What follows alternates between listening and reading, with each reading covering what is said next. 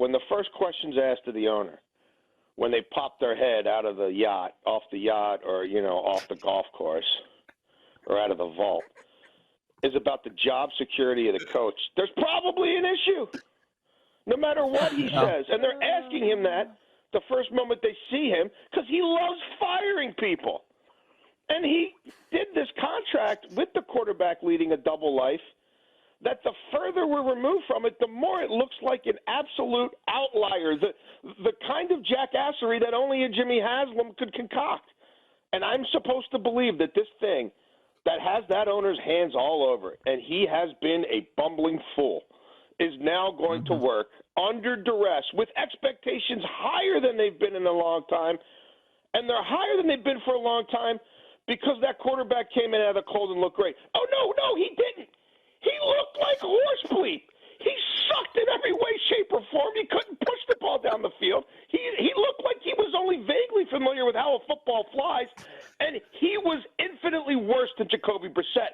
In fact, if they kept Jacoby Brissett, they might have gone to the playoffs, but they're the Browns, and they're jackassery to the nth degree because they have no leadership. And they are in probably the toughest division in football with organizations that even the Bengals are now well-run and fairly sophisticated. So, no, I'm not putting a penny of my money on anything that Jimmy Haslam does other than to fade them, which I will be doing. I'll be on the Jets side. First off, we start with the head coach.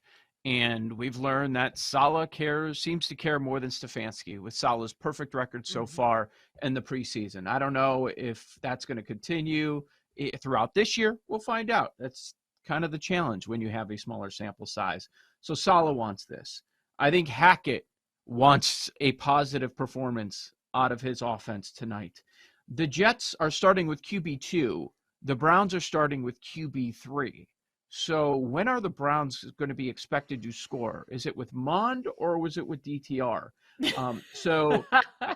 Honestly, the Jets starting quarterback last year is starting the preseason game last night. And yeah, Zach Wilson was awful, but he's going to face all of these backups for what I'm guessing is the first quarter of the game. And then you've got Streveler, who's had success in the preseason in the past. And then you got a veteran like Boyle, who's done well in the preseason. So I think for tonight, I'd go advantage coaching with the Jets. I'd go advantage quarterbacks with the Jets, motivation Jets.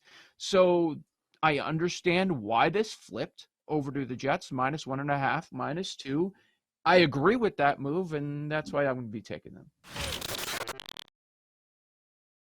Justin Fields MVP, can we call it steam? I don't know. Whatever it is, picking up steam at least publicly is – there's some interesting stats out there about it. So, again, the original tweet, Justin Fields has more MVP bets this year than Patrick Mahomes, Justin Herbert, and Josh Allen combined. So let's go or hell no on Justin Fields as a legit MVP candidate. And, Joe, we'll start with you because I saw you retweet something that very much throws cold water on this idea. Yeah. I guess it is steam, Paul, because – the number's been 30-1 all offseason, and now it's 20-1. So right next to Fields, you've got Trevor Lawrence, 16-1, Aaron Rodgers, 16-1, Tua, 16-1. Should Fields be in that conversation? No, we should not. Aaron Schatz, his breakdown, he had a good thread yesterday that I retweeted at Joe Ostrowski on Twitter, was just, he says, look, he's a good runner. And for him to be at that MVP level, all he has to do is be an average passer. But his breakdown was just how far away he's been from being an average passer. And that the moral of the story, how he wraps it up, is that I'm rooting for the kid and the Bears fans. But for Fields to turn around his passing performance after the way he's played in years 1 and 2 would be really, really rare. Really rare. And I would agree with that. And the biggest reason that I am a hell no on this is for Fields to be in this conversation. That means the Bears have to be a 1 or 2 seed in the NFC, and that is not happening with the pass rushers they have. Hell no on Fields MVP. The odds of 20-1 are a joke. The rhetoric is laughable. We're calling it a Jalen Hurts-like breakout. Okay, maybe he does. But did Jalen Hurts win the MVP last season? No, he didn't. So why are we describing an MVP runner-up to describe the potential for Justin Fields and then say, oh yeah, he could win MVP, but you're not describing and comparing other MVPs to him. Like, this is an award that's not very surprising. It tends to go to someone we're already aware of. Maybe it's like Aaron Rodgers, sort of making a comeback.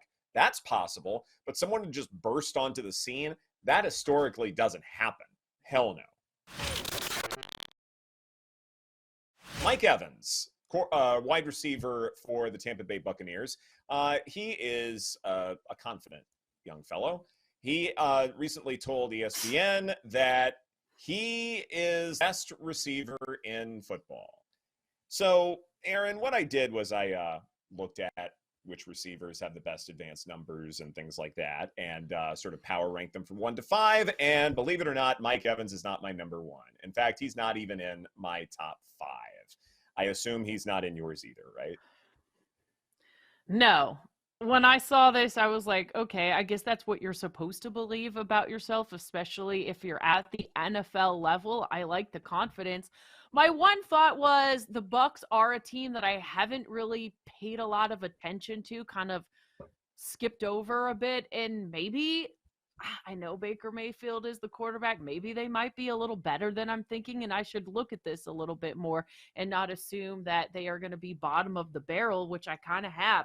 So I looked at it that way, but I have no play on anything Mike Evans, Joe.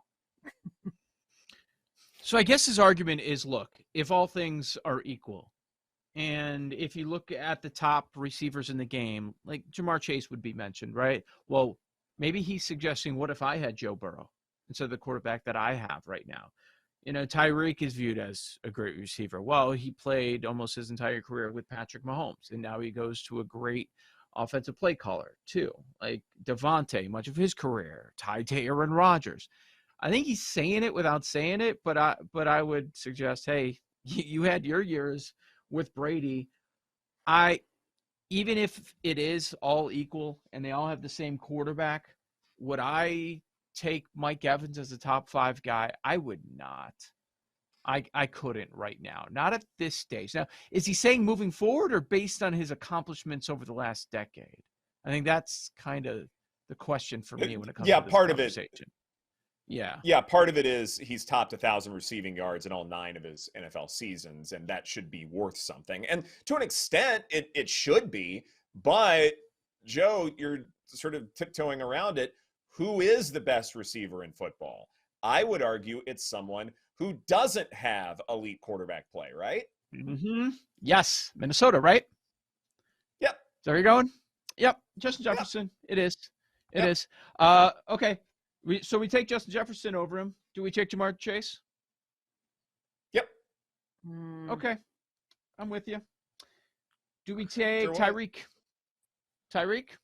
Yes. Ooh. All right. I'm torn about that one. Okay. So, you know what? I'll give Mike Evans that one. Yeah, he's better than Tyreek. Okay. Cup. Healthy Cup. Yes. Yes. A healthy Cooper Kupp. I take healthy. Kupp. Healthy Cooper Kupp. Okay. Devontae?